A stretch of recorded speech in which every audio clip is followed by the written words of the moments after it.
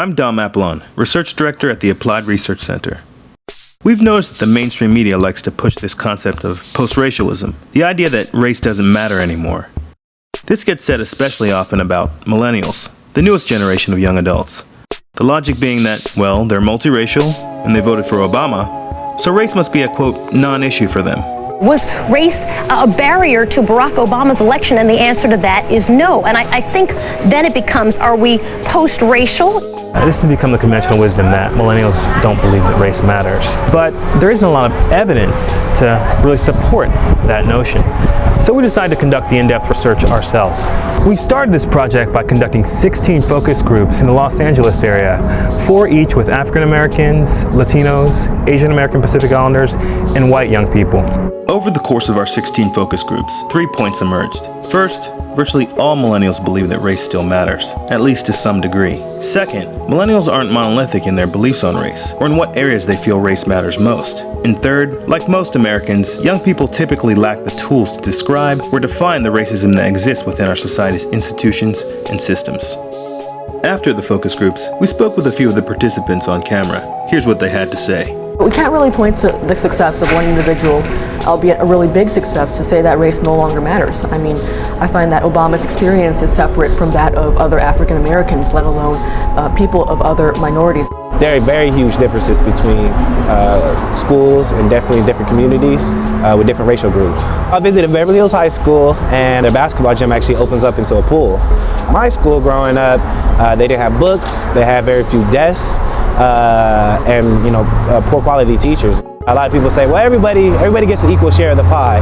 Well, not everybody starts off at the same point. Not everybody has the same opportunity when they're born. Virtually everyone reveals they believe racism continues to be a significant problem in at least one of society's key systems.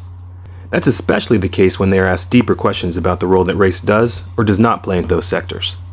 Let's say someone gets locked up and it's a Latino male.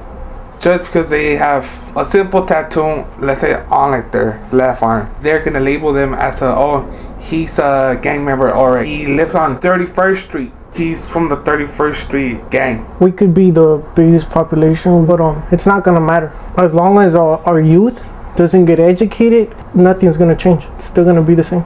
I've read research studies that have compared white and black candidates for jobs and shown how overwhelmingly blacks were discriminated against. Obviously, as a Caucasian female, I can only give a limited perspective, but these different institutions do have racist, unfortunately, some racism does exist. Like nearly all Americans, most young people lack the tools to talk about systemic and structural race issues without defaulting to interpersonal racism.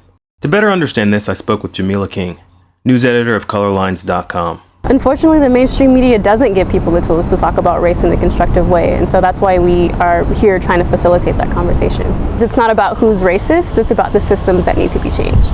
As Jamila says, ColorLines devotes its headlines to the systemic racial issues buried in the day's news, and its growing readership is mostly young people. People see a story in the New York Times or on the Huffington Post, and they come to ColorLines to see what we have to say about it. Race still matters. They see that in everything from their neighborhoods and their neighbors who don't have jobs. They see it in everything from their schools that are crumbling. They see it in everything from the amazing stories of resilience that are in their communities, and they want to talk about those. So when we did the research, we found that according to this new multiracial generation, race still matters in our society, regardless of the headlines. But don't take our word for it. Check out our original data and analysis, along with more than 100 excerpts of young people discussing race in their own words. Download the report, Don't Call Them Post-Racial, at arc.org/millennials.